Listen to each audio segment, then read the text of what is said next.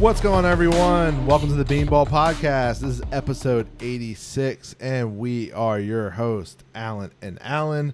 What's going on, my guy? What's up, man? Finally some relief in this heat.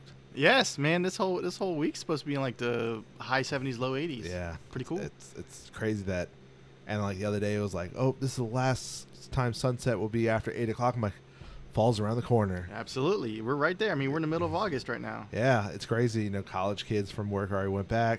High school is figuring out their schedule so they can be limited here soon. We're like, that's right. Oh man, this is about to be fun times. But hey, it's life. So let's get right to the thing. Of course, the big hot topic over the weekend. Yes. So if you guys have been living under a rock, you might not have heard, but everybody else knows that Fernando Tatis was suspended for 80 games due to PEDs. Yeah, when news first you start breaking from ESPN that rumor is Tatis tested positive, I'm like, oh, here we go. And then like 30, 40 minutes later, it officially got released that he has been banned for 80 games. Man, you know, for testing positive for, I hate to botch the name. Clostebol. Former hand substance violate, of course, the drug prevention and treatment program. Announced Friday, effective immediately, means all-star shortstop cannot play in the majors this year. He is not appealing the ban, and it was a mistake that led to the positive test. Right. He said it's a mistake, but the main issue is the reason why he said he used it in the first place was to get rid of a ringworm. Yeah. But it come to find out that the ringworm is a fungal infection, and this prescription of Clostebol is a steroid, and it does not treat ringworms. Yeah. So something's not adding up. Yeah, and of course, Tatis Senior's came out and said, yeah, he got nicked from getting a haircut, got infected. So I'm like, but you know, of course, you know, Tatis released a statement. I want to apologize to the team owner, Peter, AJ, and the entire Padres organization, my teammates, Major League Baseball, and the fans everywhere for my mistake. I have no excuse for my error. I would never do anything to cheat or disrespect the game I love. I take countless drug tests throughout my professional career, including March 29, 2022, which all have returned negative until this past test. Of course, he'd be on the restricted list for the final 48 games of this season, and then he would have to finish out the rest of the total start of next season. So roughly the first month of next season, he'll be suspended. Right. I mean, it's just sad because when we saw that Soto trade, we thought Tatis is coming back. This team has got something to look forward to. Yeah. And now that with this information that's been brought up, it's not looking so happy. Yeah, because he started his rehab earlier in the week. So you're talking about maybe another week. If that, he'll be up with the team. Probably earlier would have been this weekend coming up, but fortunately he will not. My question is, even if he did have a ringworm, shouldn't these players all have like a team doctor something? And the team doctor should know what medications they can or cannot prescribe, and that should absolutely be a no-no, especially with a guy who just signed a huge contract, got all this money invested in him. The least you could do is invest in what he's using and putting in his body. And this comes full circle back to remember when the lockout ended, season started, and it came out that he hurt himself. It was going to be a lengthy, you know, rehab to get. And so it's like, what else were you hiding that, you know, doctors didn't know about this until literally it was time for spring training? I guess because of the lockout, it makes sense. You really can't tell no one because you're not supposed to be talking. That's true. But, Peller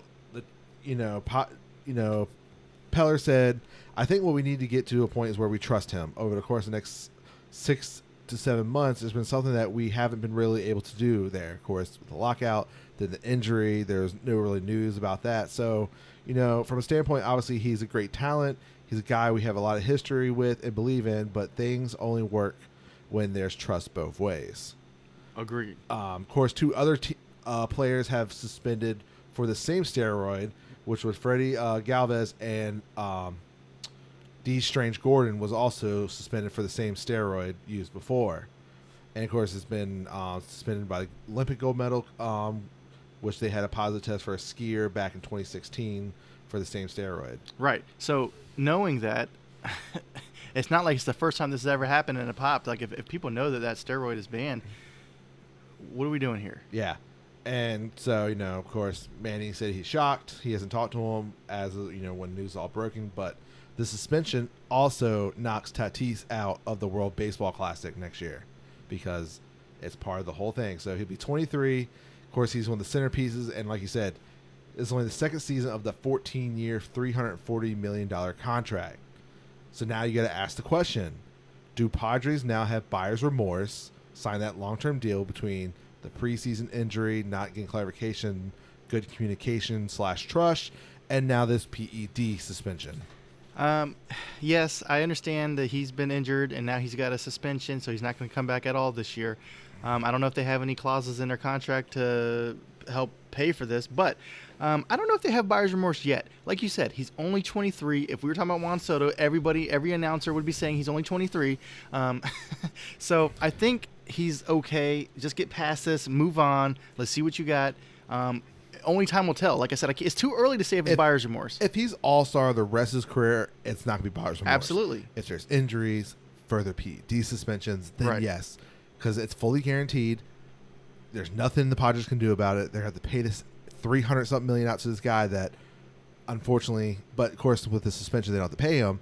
But this year I think it was barely anything towards the contract. Everything's backloaded. But I wonder if he ends up like a Mejia or something where he always continually gets suspended or PED use. I wonder if they could sue him for that money back because he's signing bonuses probably, but not because if he's suspended he don't get paid. Yeah, I know. I'm just saying because like at that point they have a good argument that he's like not living up to his end of the contract because he's doing something. Yeah. But we don't know. I don't know. I'm not saying it's going to get to that point. But I do say at this moment they're pissed. Yes, they are. But I don't think they got buyer's remorse yet. No, I think they're definitely going to have to sit down the rest of the season. They'll probably bring him in, have a conversation. Absolutely. Get bottom of it because they want to get to the bottom of the PED, what exactly happened, and then also clarification of what actually happened with his wrist and everything. Yeah, need to know these things. They need to know the details because it is end of August, so you probably would have been coming back to the very end of early September, pretty much the whole season. Right. By something you didn't want to be clarified that's not really been talked, but like you said, I mean, we know what Tatis can bring to the table. So if he can stay healthy and put together some good years here, I think they'll be just fine. Yeah. Yep. So now, unfortunately, you're just looking towards 2023 for him, for Tatis. All right. I mean, we'll keep an eye on it. Speaking of people who are out for the season, we got news that Los Angeles Dodgers star Walker Buehler is out for the rest of the season. Yeah. He's been out since early June. So for suddenly, and then everyone thought that within the next week or two that he was probably going to be back. So or like start rehab and stuff. Like, okay, good. He'll be ready for September, that playoff push. Absolutely. And for playoffs, perfect. Well, they announced Monday that he'll undergo season-ending elbow surgery. It's not clear what surgery this is, and if it's Tommy John at this point. So, CBS Sports Jim Bowden asked the Dodgers GM if Buehler was going to need Tommy John surgery. His response was waiting to hear what the doctor after surgery for further guidance and information. Okay. So that's unclear exactly what's going on with that elbow. Is it Tommy John? Is it not? Because if you think it's Tommy John, this is his second time in having Tommy John because he had it right after college when he first signed his deal. So you think about it. If it's Tommy John, you're talking about majority of next year as well. Well, if it were happened to any other team, I'd say that sucks. But the Dodgers, they can get through this. They're not doing terrible without him. No. You got to think when Buehler was throwing, he was starting off slow. He had a 4.02 ERA.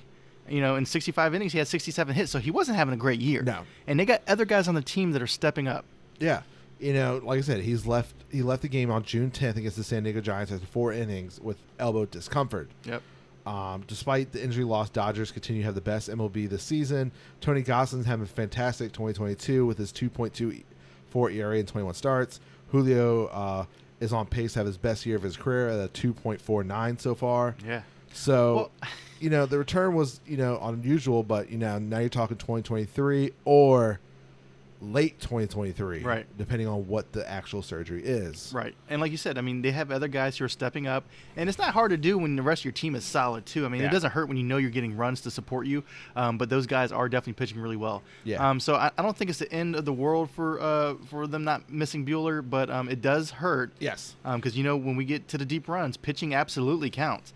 Lucky for them, they can make way without it. Yeah, so then you got to thought of the question now, since he's now gone, you thinking about September, October, and yes, they're still currently the best record, the first team to 80 wins.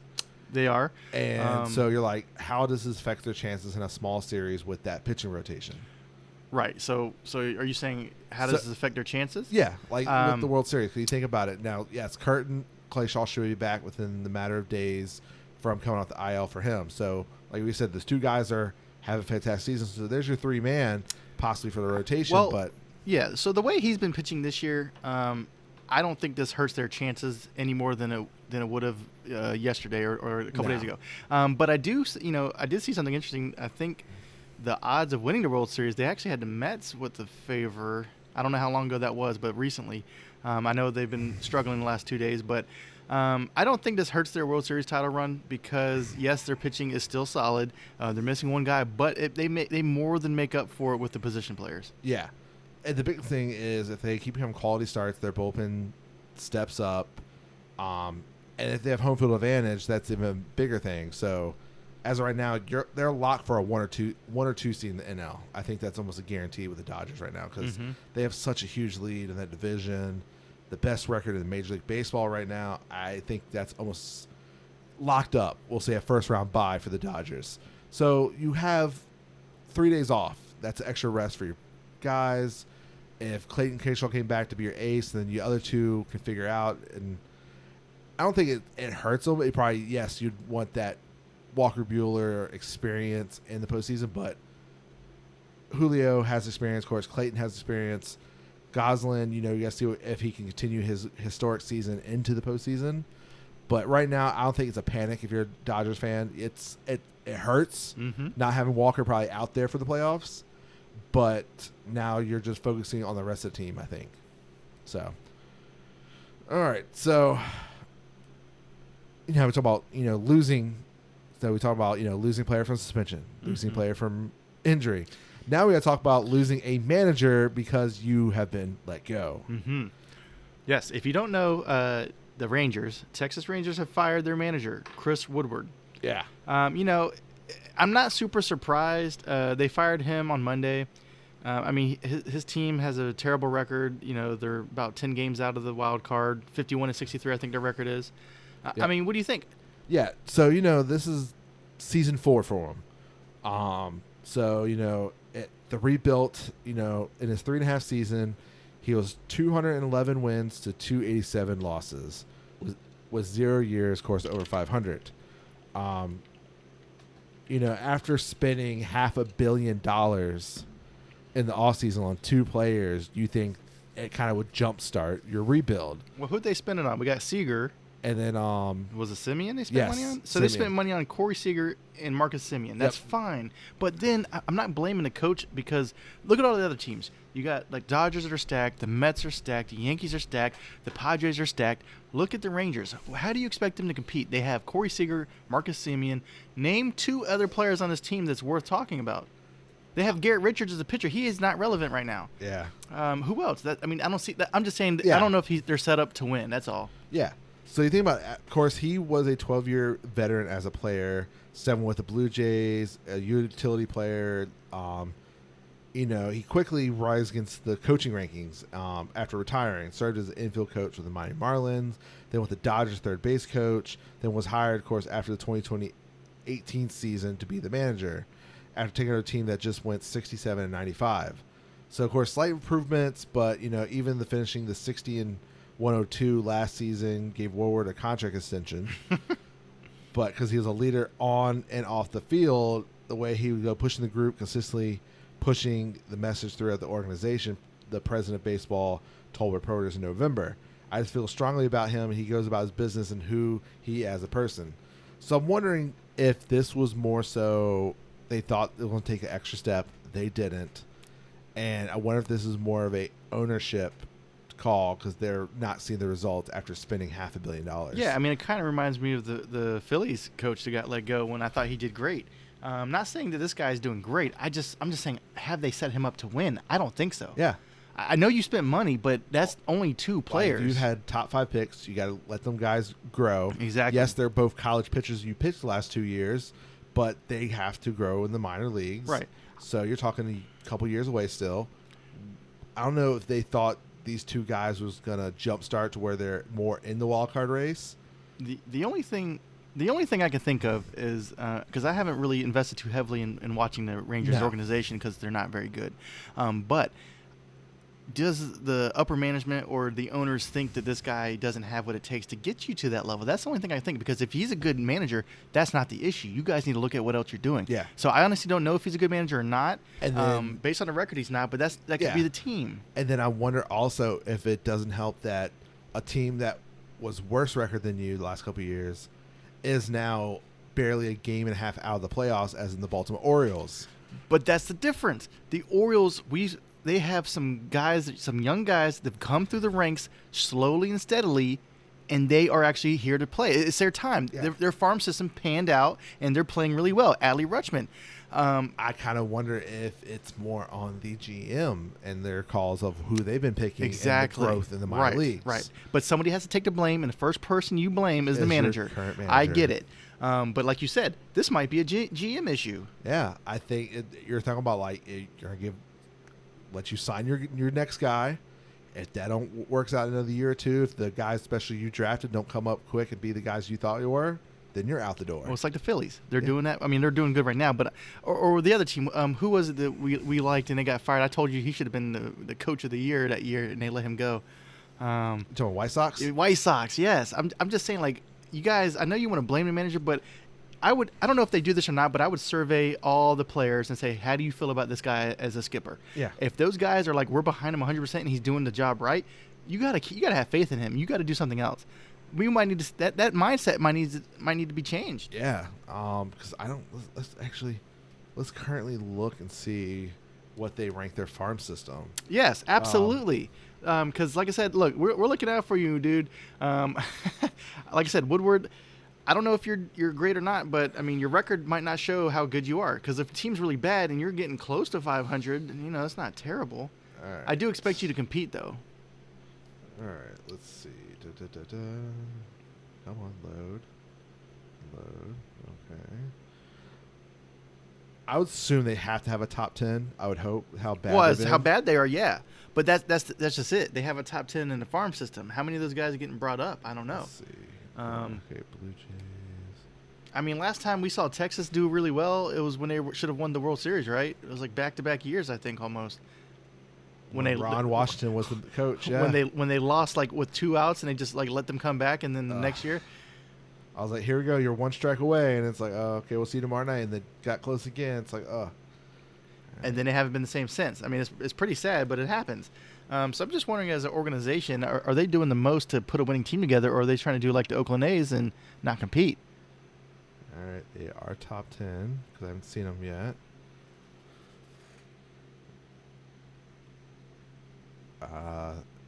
They are number 5 on Bleacher Report. Right. So their top 10 prospect, of course, is Jack Leiter. Oh, Evan yes. Carter. Oh, and now they got Josh Kaboom. Long. They got, what's his name? They got our guy. And then Kumar Rocker. Kumar Rocker. So, yeah. So the farm systems, let's see what it says. The outfielder, Evan Carter, continued to impress as the youngest high LA at 19 years old. Rangers, of course, have the best draft strategy in 2022 after reaching for Kumar number 3 to go behind, of course, former teammate Jack Leiter. I like that combination. Now, think about this. In a couple of years, when Jack Leiter and Kumar are both up in the big leagues, and then you got the guy you're hyping up for the outfield, this team's going to be good. So how Bleacher has them, they have 5 prospects. That's tier 1 prospects. Nice. And then they have 3 tier 2s and then 3 tiers on the top 10. And there, let's go to the very top to see exactly what a tier means for them. Okay, wait. But like you said, they have all these guys who are ready to come up, and when they come up, hopefully they still have Simeon on the team. And right. So tier 1 is prospects who have elite skills, all-star potential, the cream of a crop. Tier 2 is prospect who has a good chance to become an impact contributor, and tier 3 is prospect who profiles as a fringe MLB contributor or a young player who's still too raw to project any higher. Right. So they have talent. But like I said, when those guys get brought up with Simeon and Seager, now we have something to talk about. Yeah. So the manager, you are not giving him the talent yet. Nope. Think about it. You throw those 2 pitchers up there and they're at MLB ready. That's a whole game changer right there. Yeah, that could be a big game changer, especially if you think about the division. So, of course, Houston has ruled that division. Mm-hmm. Seattle looks like a very threat for the next couple of years with all Yes, the young they do. guys.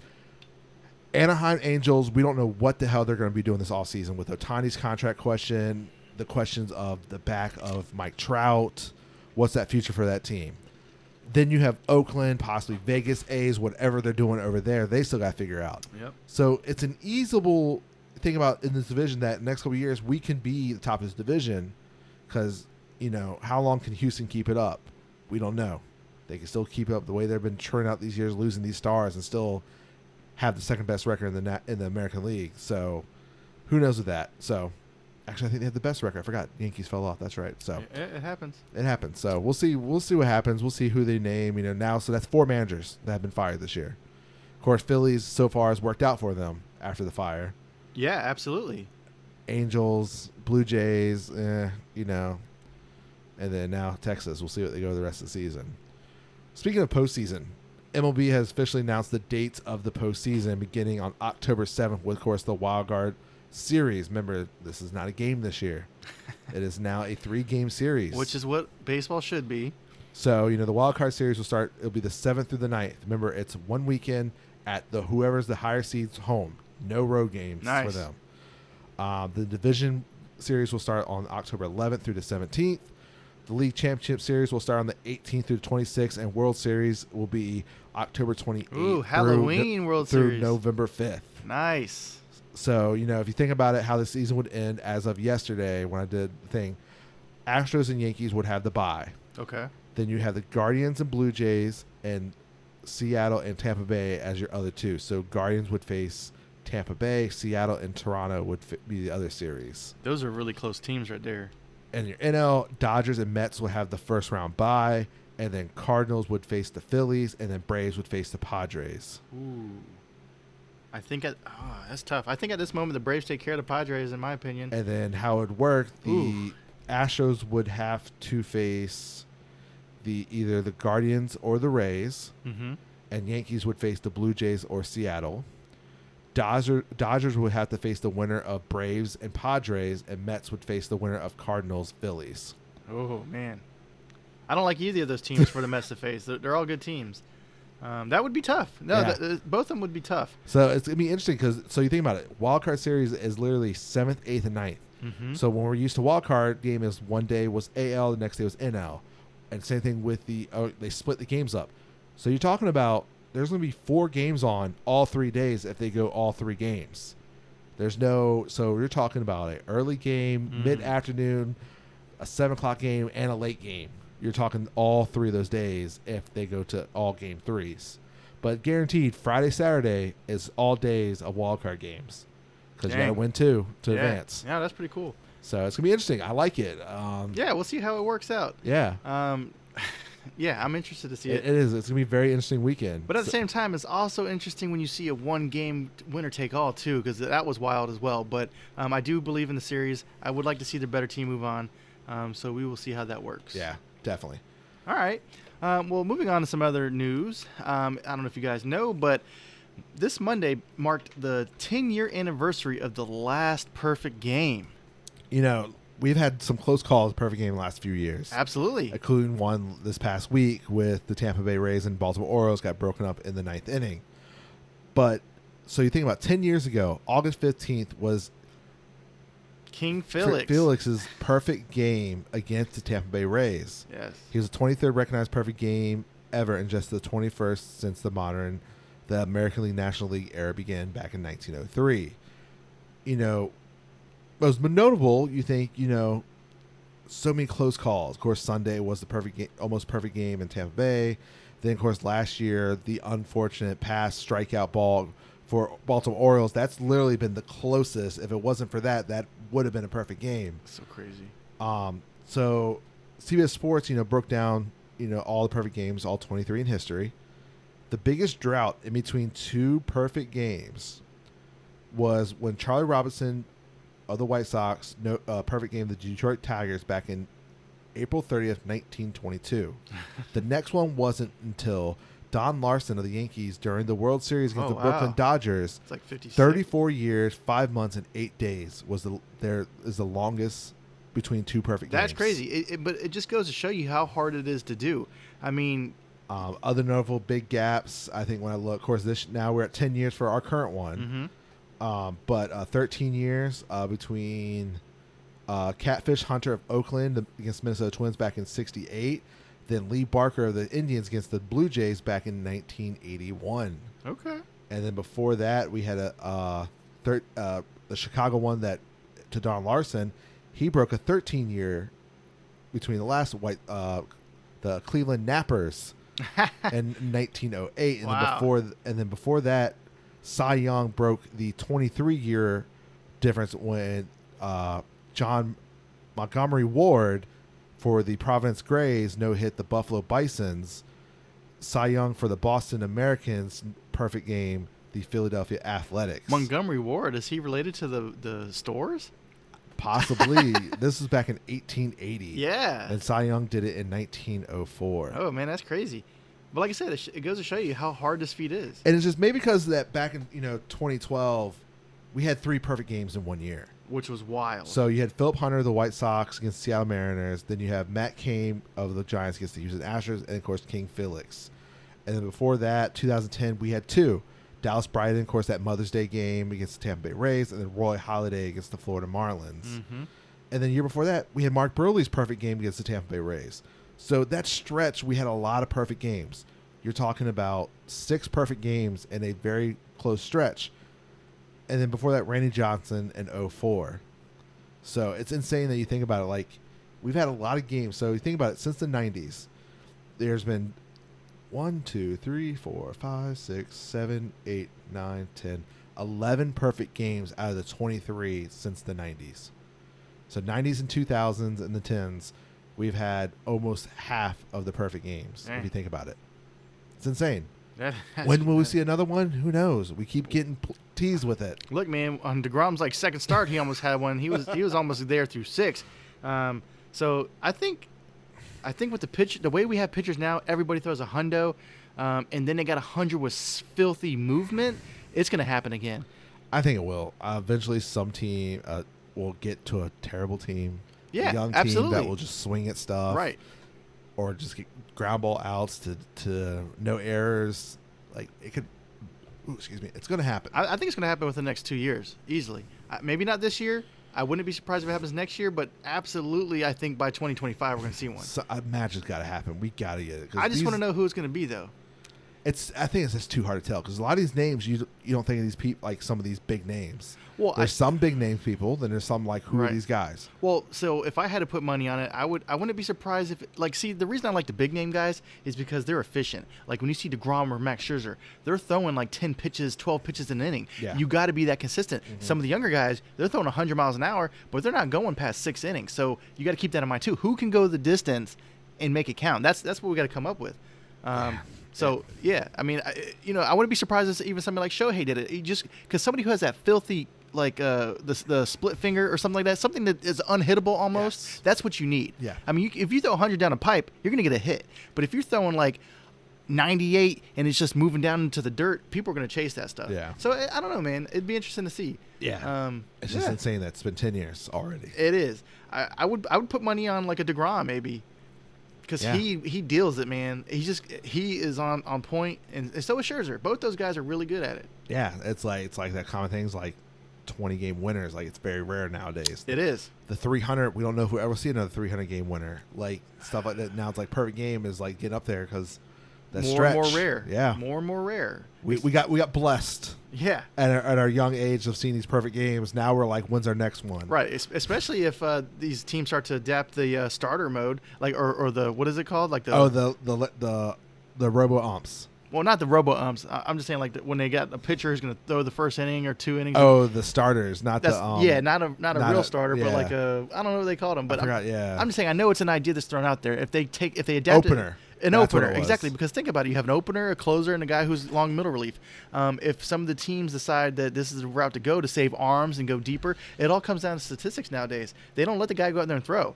The guys that are throwing and dealing, and he's at 99 pitches, they're like, oh, well, that's too bad. You're coming out. I'm just saying, sometimes it's not all of a science. Sometimes you got to let the guy, if he's feeling it, go do his thing. Yeah. If we have more trust in our players, I think we could see another perfect game.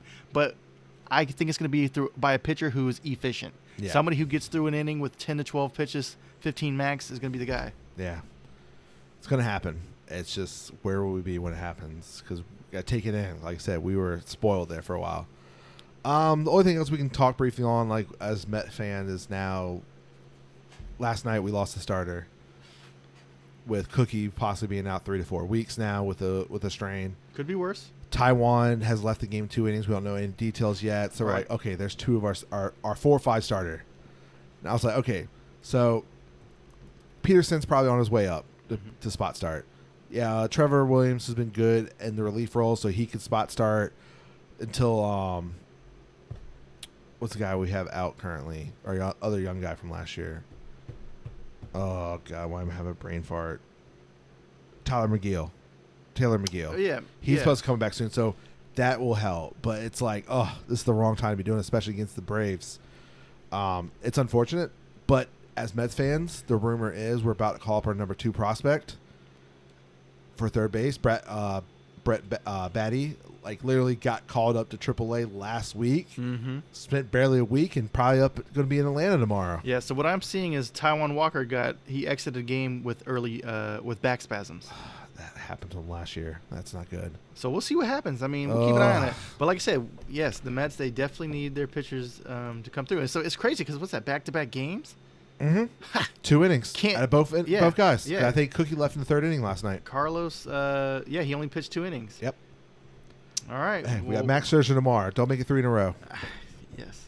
But big series, of course. Then we have in Philly the next, and then in the Bronx.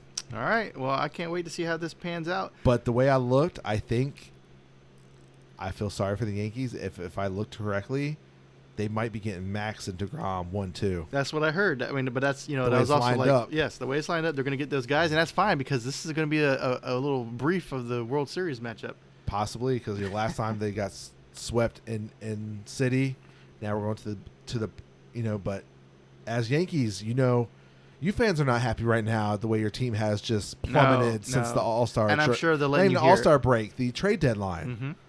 Joey Gallo went from the best team to the other best team and has like resurged in his career. And Yankee fans, you're just sometimes people don't produce in New York. It's hard. Yeah. It's one of those things like when you get a lot of big stars, sometimes they go to New York and they don't thrive. Maybe he needs the beard. Maybe that's what it was. You can't keep clean shaven. It's throwing him off. That's exactly it. I don't know, but it's insane. Like you think like we all wondering when the Yankees pitching was going to fall off because some of those guys are having historically great seasons and they made some adjustments at the trade deadline to try to get because they are starting to fall off. Then they're still not there. The hitters are not even there. They're hitting into double plays and stuff when they have like bases loaded.